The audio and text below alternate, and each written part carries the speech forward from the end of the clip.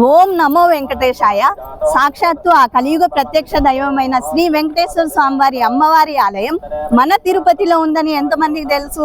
శ్రీ వెంకటేశ్వర స్వామివారి అమ్మవారే ఈ వకుల మాతాదేవి. ద్వాపర యుగంలో శ్రీకృష్ణుని కళ్యాణం చూడలేదని బాధపడుతున్న యశోదమ్మతో శ్రీకృష్ణుడు ఇలా అన్నాడట: కలియుగంలో నేను శ్రీనివాస అవతారం ఎత్తుతాను, అప్పుడు మీరు నా తల్లి వకులమాతగా జన్మించి నా కళ్యాణాన్ని పద్మావతి దేవికిచ్చి చేస్తారు అని చెప్పారట. అన్నట్టుగానే కలియుగంలో వకులమాతాదేవి శ్రీనివాసుడికి పద్మావతి దేవినిచ్చి కళ్యాణం జరిపించారు.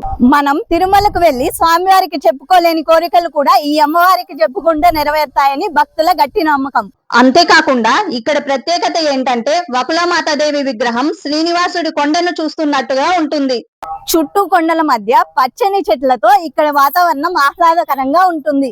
అంతేకాకుండా ఇక్కడ పిల్లలకు అక్షరాభ్యాసం, అన్నప్రాసన కార్యక్రమాలు కూడా జరుగుతాయి. ఈ ఆలయం ఎక్కడో కాదు, మన తిరుపతి బస్టాండ్ నుంచి కేవలం 10 కిలోమీటర్ల దూరంలో ఉంటుంది.